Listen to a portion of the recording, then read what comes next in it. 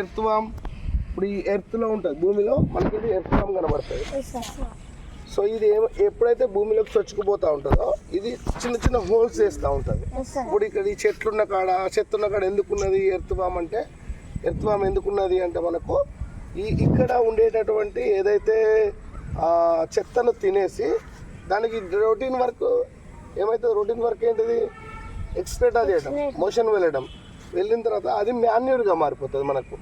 అట్లాగే ఇది సాయిల్లోకి చొచ్చుకుపోతున్న కొద్ది ఏమైందంటే లూజ్ అండ్ సాయిల్ అవుతుంది. సాయిల్ ఏమవుతుంది, లూజ్గా అవుతుంది.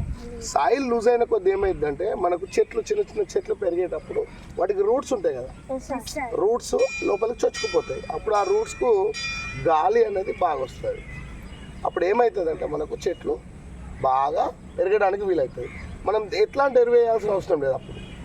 ఇప్పుడు మనము అప్పుడప్పుడు చెత్తను దున్నుతూ ఉంటాం. ఇప్పుడు ఇట్లాంటి చెత్త కనబడుతుంది కదా, ఈ చెత్త అంతా కూడా దున్నినప్పుడు ఏమైందంటే మళ్ళీ నెలలో కలవాలి అంటే ఇట్లాంటి పురుగులు అవసరం. కానీ ఈ మధ్యకాలంలో మనం చూస్తున్నాం కదా, ఈ మధ్యకాలంలో ఏమవుతుంది, ఇవి పోతున్నాయి, చచ్చిపోతున్నాయి. ఎందుకు, మనము ఎక్సెసివ్ అంటే ఎక్కువగా పెస్టిసైడ్స్ కొడుతున్నాం, ఎక్కువ పురుగు మందులు కొడుతున్నాం.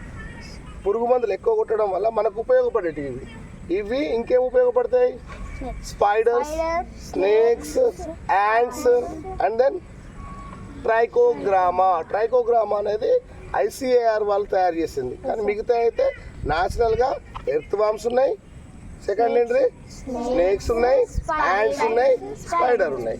ఇవన్నీ కూడా మనకేంటి ఫ్రెండ్స్ ఆఫ్ ఎందుకంటాం ఫ్రెండ్స్ ఆఫ్ ఫార్మర్ అని, ఏది ఇది ఆశించకుండానే ఇది ఆ మొక్కలు పెరగడానికి కావలసిన ఉపయోగం చేస్తున్నాయి, అవసరాన్ని తీరుస్తున్నాయి కాబట్టి ఫ్రెండ్స్ ఆఫ్ ఫార్మర్ అంటారు.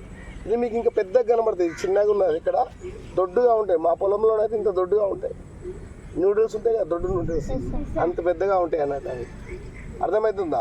వీటిని ఎర్త్ వామ్ అనాలి. వీటిని ఏమనాలి, తెలుగులో వాన పాము ఏమనాలి, గుడ్.